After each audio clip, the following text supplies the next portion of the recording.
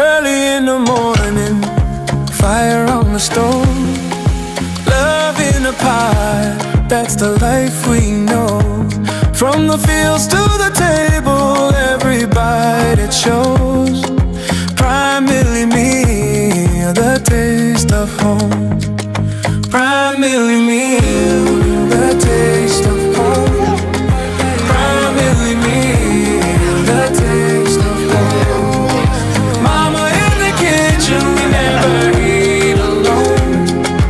Primarily me, the taste of home. Prime Mill Meal, pure, proudly Zambian, the taste of home.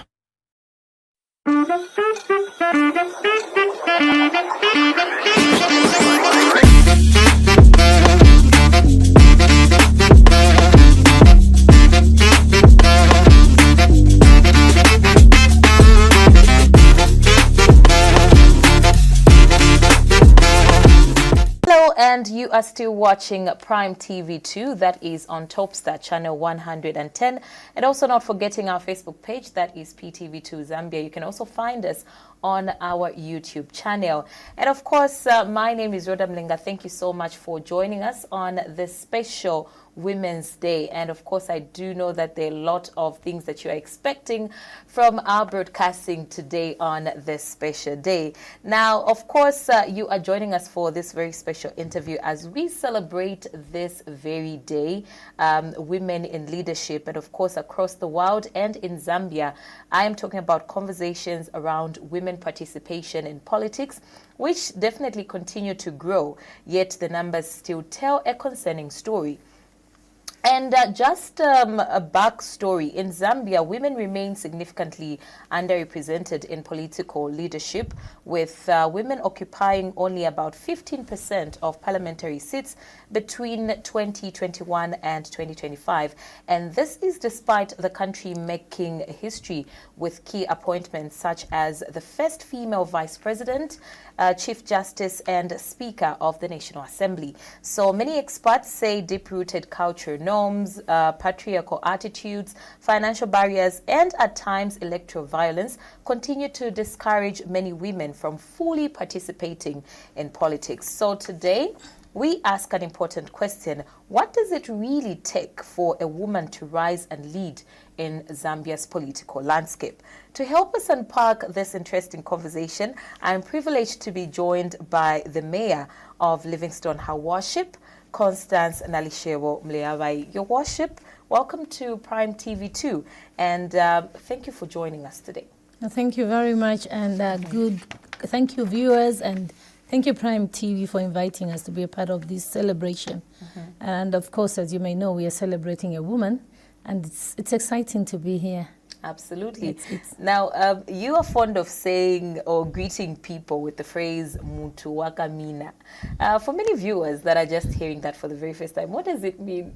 If you've lived in Livingstone, you wouldn't ask that. So it's actually, I say Bantu wakamina. Okay. So Muntu wakamina is referred to one person, and Bantu wakamina means my people, many. So it's plural. So you say Bantu wakamina because you want everyone to feel they are yours, and because they voted you into office, and you are the mother of the city.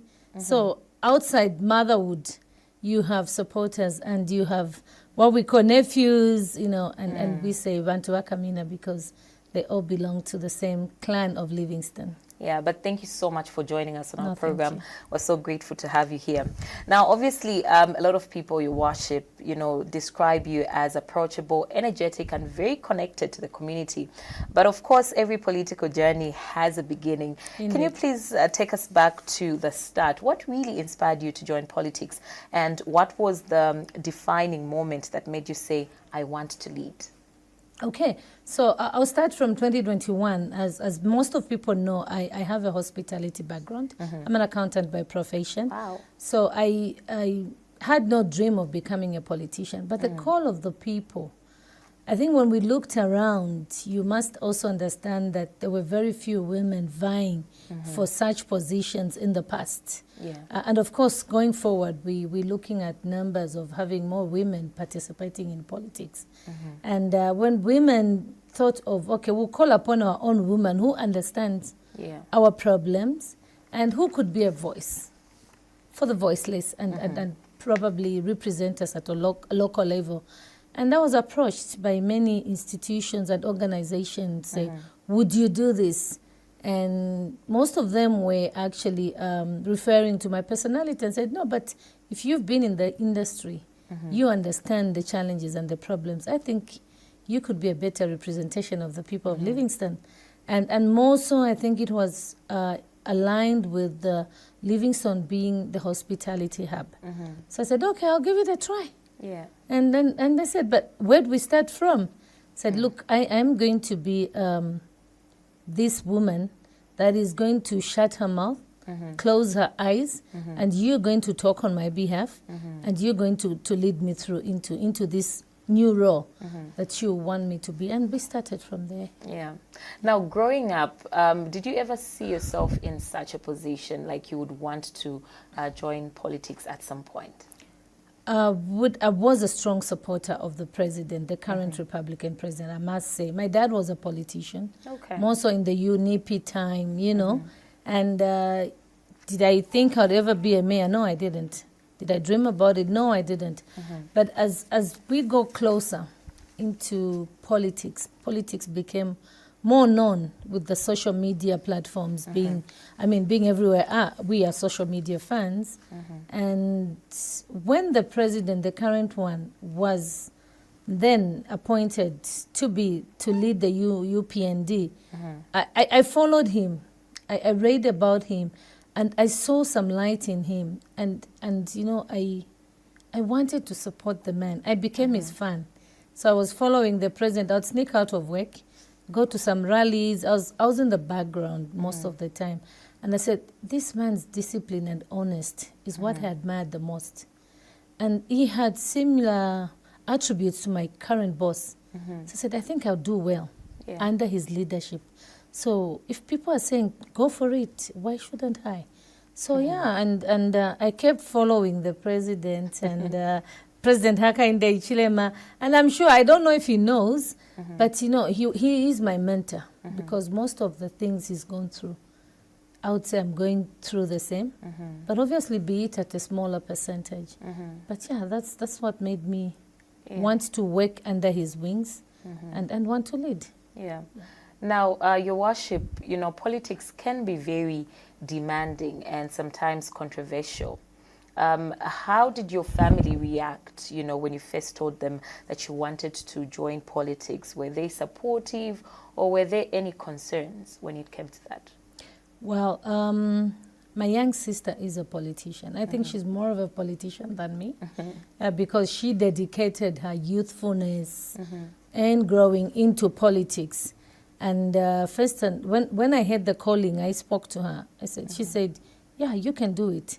My mom was a bit skeptical and said, look, there's a lot of criticism, your gender, your status in society, you're single, and people reject you, and you know the turnout might be okay, you might get hurt. But well, everyone around the family, when we broke the news, they said, no, we will support you. So I actually, before I was adopted, I had to consult my family and said, without them, if they don't support you, you can't succeed. And somehow, somewhere, we managed to convince Mom that, look, the current president vying under the UPND will not condone violence. So let's forget that there'll be violence. I'm sure you could see from the manifesto and the vision of the party that we didn't want Kadarism. And then I said, okay, we'll give it a try. And with prayer and with continuous family meetings, Mom eventually was convinced and said, yeah, we'll support you. Yeah, but be it she's in the background all the time. But yes, I get the massive support from my family. And we also want to find out, when you expressed interest in you know, contesting for as mayor, how did members of your political party receive the idea? Did you face any, you know, criticism simply because maybe you are a woman? Maybe let's talk about that as well. Oh, wow. Yeah. I would say, first and foremost, Like I said, I was a fan of the UPND and obviously of the president. I knew very little about our local leadership in terms of at the constituency level and district level. I knew a few members that belonged to us. And as you know, everyone has a candidate. The Livingstone UPND already had their candidate at the mayoral level. Yes. And then suddenly, 2 months to adoptions, comes this woman, single, full of energy, young, and they already had a male figure. And then you say, I'm contesting. Oh, there was rejection. Wow. I saw women going to media houses to protest and say, we don't want her. We don't know her. Wow. She wears high heels. she's got she paints her nails, and she's got Brazilian hair. So we don't want her. We want an ordinary, oldish kind of a woman. So I felt a bit, you know, a bit hesitant. Is there a certain way that you need to look, you know, if you're a woman in politics? I think that was in the old days because I actually felt rejected. I'll tell you something. When we started to file in during interviews at constituency level and ward level, we were, I think, eight participants to contest on the mayoral. I was the only female. And I knew, like I said, I knew very few people. And then every time I went in my ward to sell myself, and everyone would look around and say, when Daweka? So it's like, you know, you could sense that they didn't want to support you. They didn't want a woman. But coming from a not giving up background, a fighter, I said, okay, this really is going to be a ride, but I'm going to convince them. And as we were building up, at some point I actually told my sister, I said, look, I think I've got a job. And the way they treat me, I try to stand next to someone, they walk away. It makes me feel sad. Maybe I should just leave it for them. You know, maybe they already made up their mind that that's the person they want. And my sister said, are you serious? You want to give up on what you think you do well? I said, okay, I will not give up. And then we forged forward. Yeah, there was a lot of rejection to a point where their favorite or preferred candidate stopped talking to me. Wow. He couldn't sit in the same room with me. He would walk out. Even if I went to approach him to shake his hand, he would pull his hand back. And I'm like, what have I done? You know, what have I done? And every woman, for some reason, and this is very strange, the women stood and protested against my candidature, led by a woman. It was all over on social media, and they said, Tatumuyandi oyo, arumulati, Tatumuyandi, tuletu jisiwesu, otwakasaragale, utulira itenge. And they like, and I was like, wow, is this that bad? Is this how politics is? But well, in my background, I said, coming from the hospitality industry, we need to change the narrative. Exactly. Politics should be a service, and politics should be not because he is a child of a child, or a benefiter. We need to come to serve people. And more so, we needed to change the mindsets of women. That if I'm single, I can lead. I could be better than a married man. Or I could be better than a single man. Because position or service should not carry gender, personally. Yeah. Absolutely. Now, let's talk about the 2021 general elections, which brought you into office. Campaigning can be a bit intense, sometimes very competitive, and sometimes, you know, hostile. What was your personal experience on the campaign trail, you know, personally? Were there moments when you felt discouraged, especially with what you just explained, or intimidated, you know, underestimated, and thought maybe I just need to quit? Yes, there were. Yes, there were. There were moments when I just said, you know, this is not worth my time. You know, you'd wake up in the morning, you've put in your all, you just want to get out there and give your message and be nice to people, and you meet people that are not nice to you. And you come back and ask yourself, but what have I done? you know, to be not liked, or what have I done to receive such a welcome or reception? And there was a lot of questions. There were times and moments when I just said, today I'm not going out. I'm just so tired trying to convince people that I'm a nice person. And all I want is to be there for you, you know. I love being around people. It comes naturally. And probably I was targeting my energy to the wrong crowds. But immediately I started to focus. I think I found my feet in, and I would pray. You know, I would ask God. I was like, you are a God of constance. The same God that I worship is the same God that they worship. What have I done? Have I done anything wrong? Did I come to get anyone's position? But look, politics is positions are lined up for everyone, and at the end of the day, the best candidate carries it off. But also looking back now, what do you think convinced the people of Livingstone to trust you with leadership? I think my availability, my time. I dedicated myself to them. At no point I've always been available.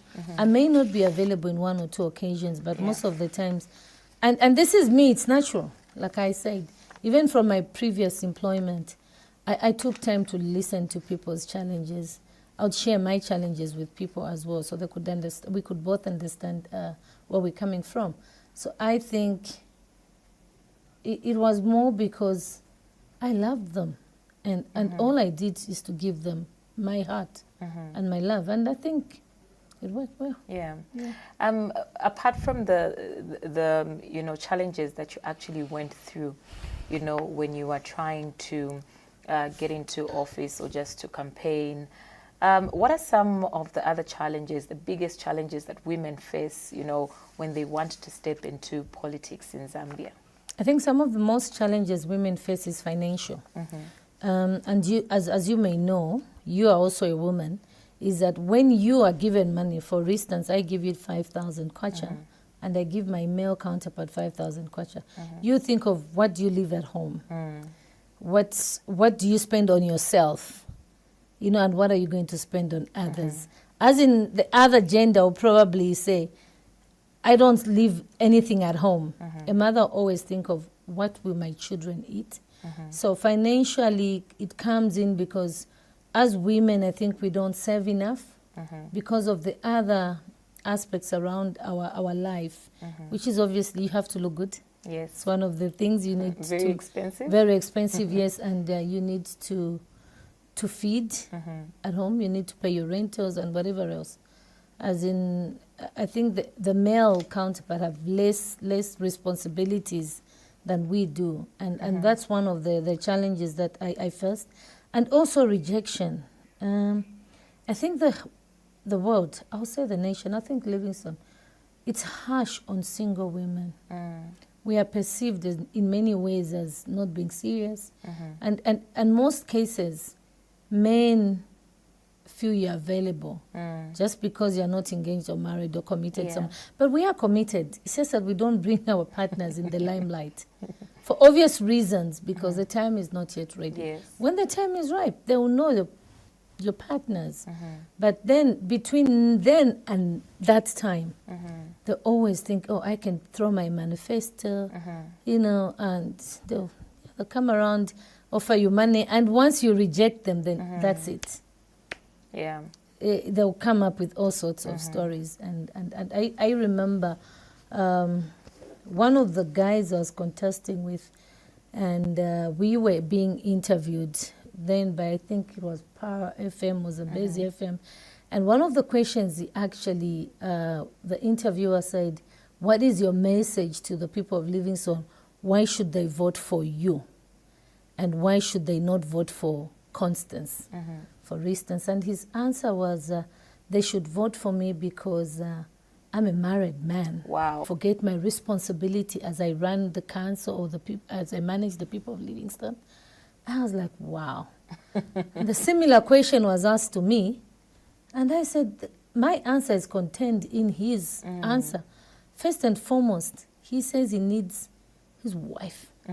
to assist him, save the people, to keep reminding him. So that wife is me, because I'm a woman. The wife is a woman. So meaning I don't need a man to remind me of my responsibilities. So, and who says because I'm not married, I will not serve the people? So, so that debate came in, and most women took offense of that. And I said, don't get offended, but this is what we have to go through as singles. But yeah, that's what it is. Yeah. Now, sometimes, you know, when a woman performs well in leadership, just like you are, congratulations to that, by the way, she's often seen as a threat, you know, rather than a partner in development. Have you ever felt that some men feel threatened by your leadership or achievements? Yes, I have in many times. In fact, I think that comes also with prepositionings, and when you just say no, and they don't take that kindly. Well, but when you give a man a chance to work with you and tell him, look, this is work, beyond work, there's nothing else we have to do, or we have in common. So our agenda is to serve the people. Some men don't take that kindly. I think it touches on their ego. Because every man thinks, I'll throw my manifesto at you. And the first thing, the woman has to say yes. But it's not every woman that wants to say yes. So I think the sooner they understand that not every woman will say yes to your propositions or proposals, the better for the community. So and I think naturally also maybe some men would feel she's a woman, intimidated, she's leading, I'm supposed to be the head. You know, they'll feel weaker because, you know, they're being led by a woman. But when you stand your ground, like in my case, you stand your ground and say it has to be done. I don't care whether you look at me as a woman. I'm your boss.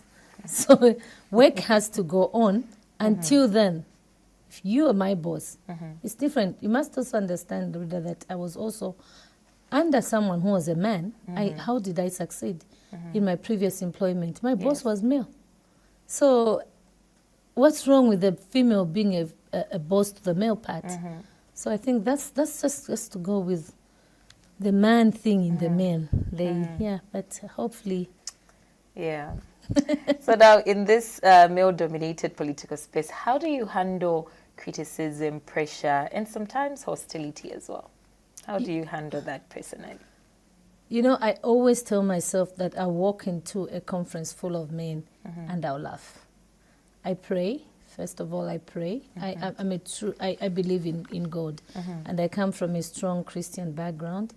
And sometimes I laugh it off. If were I to read you some messages that I receive in my messenger and on Facebook, and if it was someone else, and I remember my partner saying, what is this rubbish? I'm like, but I'm here with you. So it's just people, whether they're trying their luck or appreciating you, but that has no bearing on my decisions. So yes, you can be made to feel hostile in such certain room or space, but it's up to you to handle the space, know what you're going there for, and deliver that which you want to deliver, and go and walk out. Because if you're going to walk in a room and always think, there's men, you'll never achieve what your goals are. So you need to just, okay, I'm here for a purpose. I'm at Prime TV today for an interview. That's it. So, for instance, I have a Tonga cousin here, Musa. If Musa thinks he's going to take me for a date, I'm not here for his date. And he must accept a no, because I'm here for that particular. Absolutely. Now, speaking of that, I think some people have publicly tagged you in posts, you know, especially during Valentine's Day. They wanted to take you out on a date. And how do you respond to that? Some of them know, because like I said, Tongas, Kaondes, Lenges are my cousins. And I think we do that more for humorous fun. And they know when I say, okay, let's go. They never show up anyway. And that's why I came up with these men in Livingston are not serious, because the Tongas are not serious. They say they'll engage me, they'll take me for that. But like I said, look. Do you think political parties... I think under the leadership of the president, again, I'll say we have done better. I think at party levels, we still have work to do. Because like I said, when a woman wants to contest, First thing is they'll look at your financial background. They don't ask of the same from a man. Yes. So, and then they look at your status. You know, or sometimes it's culture norms that also come and kick in. But I think as political parties, we need to encourage more women.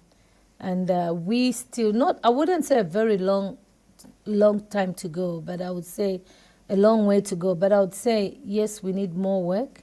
And we need to love, embrace, and encourage women so that they participate voluntarily, not so much being forced or being handpicked. Yeah. If it comes voluntary, then you can perform better. Yes.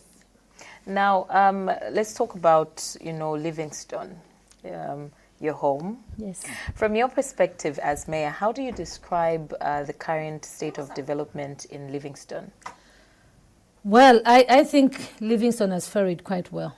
Okay. Ask me why are you saying Livingstone has fared quite well? I'm born bred Livingstone, and I must say, first thing when I won, I was like, what are we gonna do? You know, Livingstone was almost turning into a white elephant, and I recall the first interaction I had with the president when he was visiting Livingstone. I said, Mr. President, look. 2015, Livingstone headquarters was moved to Choma. This town is a tourist capital, and there's nothing here. Because obviously looking at the previous government, which didn't really put in much or support Livingstone residents, the hospitality industry was coming down. There was not much happening. There was not much activities. Yeah. And when I asked the president that, he turned and looked at me and said, do you believe in me? I said, yes. He said, you and I will make Livingstone better. I said, okay. But I didn't ask how. But true to his word, Livingstone is run out of space, bed space.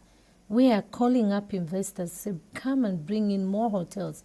I think if we are, as a resident, complain that there's not been business, will be very unfair. Livingstone has fared quite well, and I would say 10 out of 10. I would actually say Kwenyu.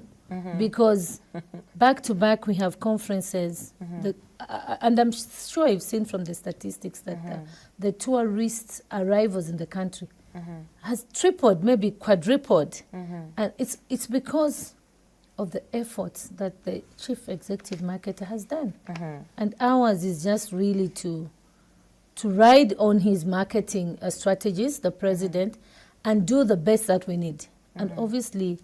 We had to look at other things that we needed to do, like clean the street. We need a clean environment for people to come and visit us. We need to put policies in order. And we just need to get some of the old habits buried and move forward. It still struggles with infrastructure challenges such as roads and urban development. Well, yeah, I would say so, because I think most of the time we haven't talked much about what the council can do and what is capital projects, what government projects are, and what local government projects are. They would complain, and the old infrastructure. Livingstone is a heritage site. So certain structures cannot be modified. We need to maintain them as heritage sites, but obviously improve upon. They cannot be knocked down. That is what brings out the tourism aspects of Livingstone. And when you talk about the roads, we are earmarked for road development. We just signed an MOU with the Great TDP, with the Ministry of Tourism and World Bank funded. We are doing the roads. And we have a much talked about, I was laughing with someone yesterday, a much talked about Livuyo Bridge. I'm like, governments have come in and have gone out. The UPND has been in government for 4 years, close to 5. We can't really bring miracles in a year. So certain angles, roads, we're looking at long-term measures. We're looking at Livingstone being a city, cannot have a bridge of a one-way road traffic. We need a two-way.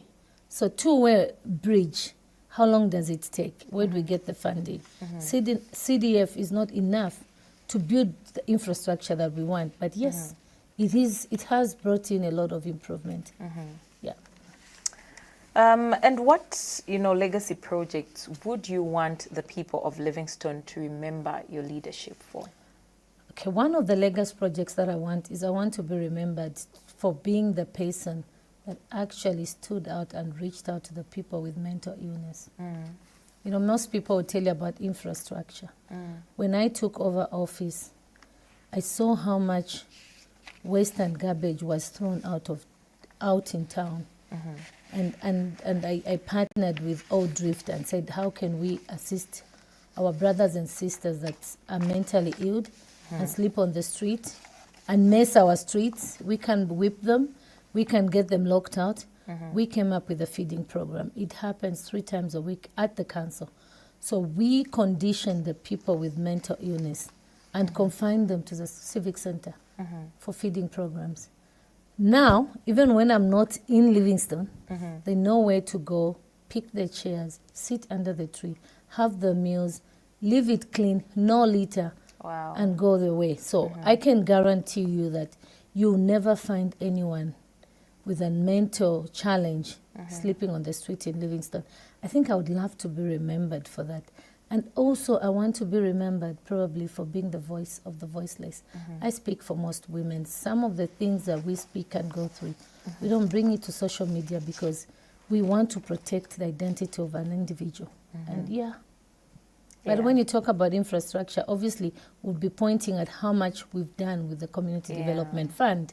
But personally, I think I would prefer to be remembered for being there for our people, the women and men living with disabilities, and the most of all, the people with mental challenges. And you may also want to know, in Livingstone, there's this norm that there were witchcraft and probably curse.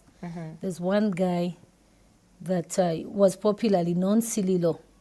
Sililo, everyone would throw things at him. He was mentally ill. And one guy used to be found where there was former ZRA officers. He would cover himself in blankets, come rain, come sunshine. And people would say, no, he was cursed or he was bewitched, this and this. But when we came on board, we took that guy out of there with my team.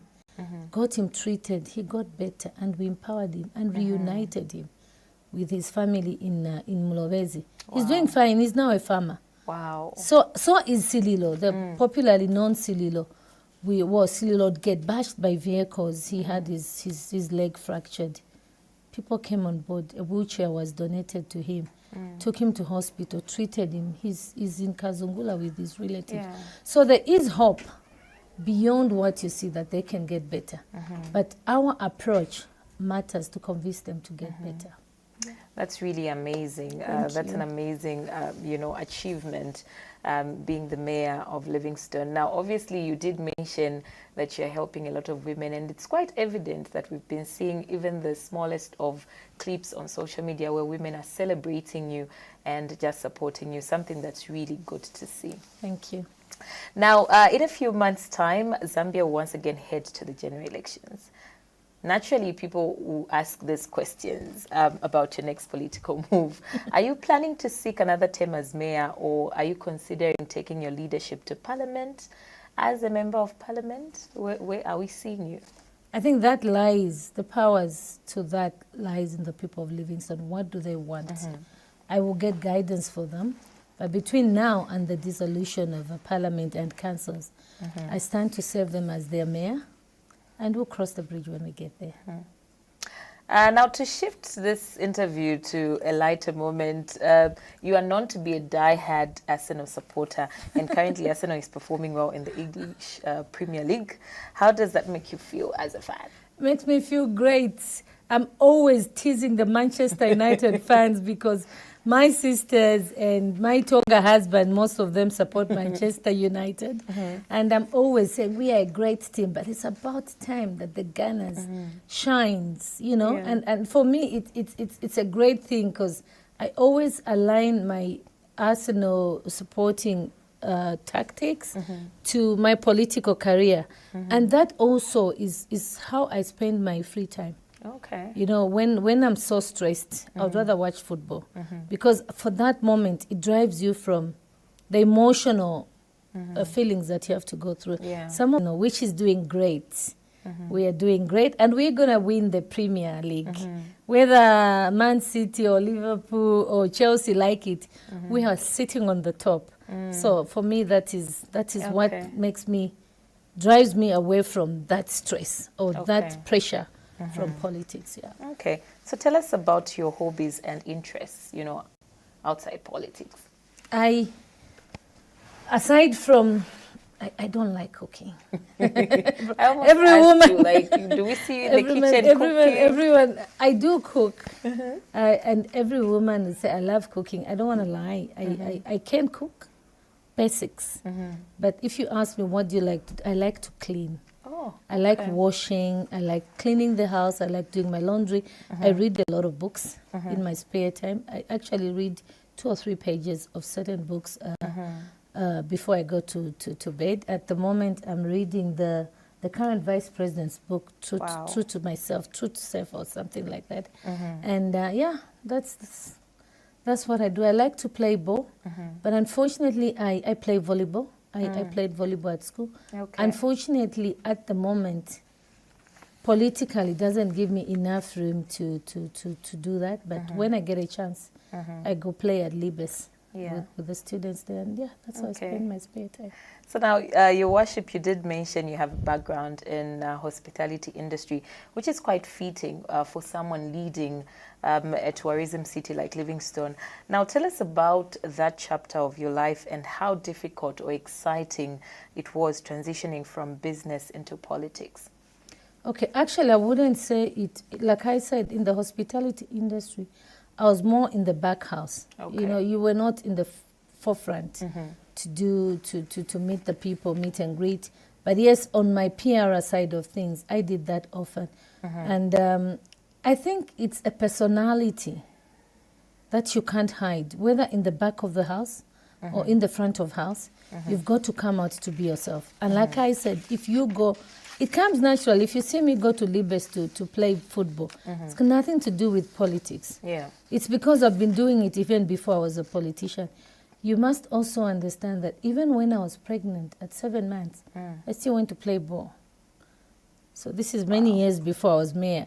So, and I love to walk, because when I walk, I see things, and I have a detailed thing to things. This probably if you like this, but I know now people get offended, so I don't do it anymore. Because when they say, who is she? Why is she telling us to do things like that? But that's naturally who I am. I like to see everyone look better, look good. Woman. Yes. Women supporting women. Yes. Definitely. Even men, I do that to the men as well. And I like to say, with my team, I like to say, when we go out, this is what I'm expecting you to do. And this is, women, we are women. We must lead. And in leading, we must also lead in everything. In how we look, how we talk, how we sit, how we do things. We need to portray that. Thank you so much for being with us on this lovely interview. But before we go, there are a lot of young girls that are watching you today on Women's Day. There are a lot of women that are aspiring to join politics that are watching you today. This is your camera. Kindly just, send a message to them. Thank you very much. And thank you for those that have been listening to us. Well, my words to the young women is that don't let anything stand in your way. If your instincts tells you can do it, go out there and do it. We who are already in those positions stand to guide, assist, and help you. We want to work with you. And I truly hope I'm a mentor to some girls, just like I had a mentor. So celebrate Women's Day and celebrate it with love and courage and vigor, because you are a woman. You didn't choose to be a woman, but God made you a woman. And as such, go out there and show what women can do to the men. Ladies and gentlemen, there you have it. Constance Nalishewo Mliawai, Mayor of Livingstone. Thank you so much for your time and for sharing your journey with us and the insights today. I'm pretty much sure a lot of women and young girls that were watching today are really inspired after watching this interview. And people were just eager to get to know you a little bit more, because we don't really see you, speaking a lot on these platforms. But thank you so much. No, thank you. I think I speak a lot on my social media page, which most people can actually follow. I do actually respond on my page, so I'm actively on my page, and in person. So I might call to everyone that I still operate on open door policy. Come and get to know who your leader is. And probably as we wind up, I just want to go back and tell the Livingstone men that they are better than the Eastern men. Because I've been to Eastern when everyone was calling. Remember that call? And I said, men in Livingstone are not serious. Yes. So I said, I'll go and try the Eastern men. The Eastern men are worse than Livingstone men. So please, our men are still better, but we can do better. And the excuse was, no, when we look for you women, we can't find you. So now, come. 8th March, every woman who wants to leave their house, okay, to celebrate Women's Day. Exactly. We want to see how serious men are. And yes, we're waiting for those dates. Yeah, and hopefully December, Thank you so much. We'll have the results we're looking for in Livingston. Thank you so much, no, thanks, Rhoda. Your Worship, and we're looking forward to coming to Livingston. Please Hope do. we'll get to meet you that side as well. You're more than welcome. All right, and to our viewers, thank you so much for joining us on this very special interview on women in leadership right here on Prime TV2. My name is Rhoda Mlenga. Just stay tuned.